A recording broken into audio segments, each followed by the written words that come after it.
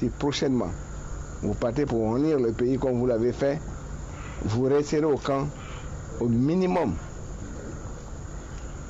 Vous resterez pendant le temps de la durée de votre service militaire. L'épopée de Zambacro, c'est que tous les Ivoiriens connaissent l'histoire, mais ils ne connaissent pas les dessous de l'histoire. Alors, on est éliminé, on joue notre dernier match contre le Ghana. En Coupe d'Afrique, on est éliminé. Et il y a le président Gueye qui a envoyé un avion nous chercher. Moi, je devais retourner jouer un match de Champions League. Donc, on nous dit que le président veut nous voir à Abidjan. Donc, on prend l'avion et puis on arrive. Et quand l'avion commence à descendre, on voit que ce n'est pas Abidjan. Parce qu'Abidjan, c'est plus éclairé. Donc, on atterrit et puis, quand on atterrit, on voit une dizaine, une vingtaine de camions de militaires qui viennent nous chercher. Soi-disant, il faut qu'on aille dans un camp militaire. Bon.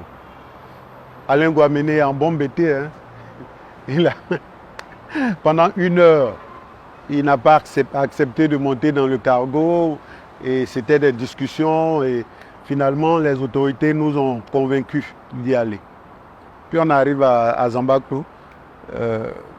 On est parti du Ghana à 18h. Hein, et à 22h, on arrive. On avait faim. Et avec du pain et des sardines. Et les joueurs ont refusé de manger. Bon, avec DSH qui était mon voisin, on a pris 2 pains avec des sardines, on a mangé. Et on est allé en chambre. On revient, il n'y a plus de pain, il n'y a plus de sardines. Donc on a compris que finalement les autres avaient mangé aussi. Et puis on a fait un jour. Le deuxième jour, Diabaté Lassina, je sais que vous le connaissez. On l'appelait Monsieur Propre, voilà, français, il a son passeport français, il veut voir sa famille, donc il prend ses affaires et puis il va à la guérite, il veut sortir. Donc les 2 petits c'est des caporaux là, ils sont là et puis ils disent, est-ce que depuis que vous êtes là, on a touché quelqu'un? Parce que nous, on l'a suivi un peu pour voir comment il allait faire.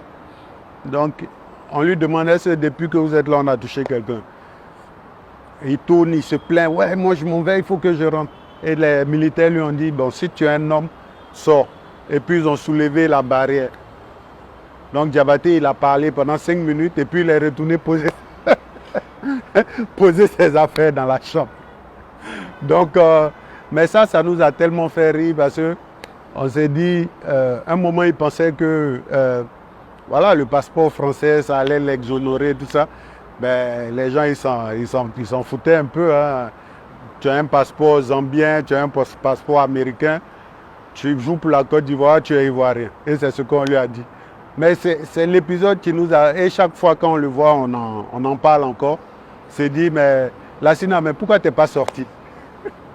Mais on en rit et puis bon, voilà, c'était vraiment marrant. Voilà, donc il a tourné pendant quoi, 5 minutes. Hein. La barrière était levée, mais il a tourné pendant 5 minutes. Ouais, mais c'est pas normal ce que vous faites.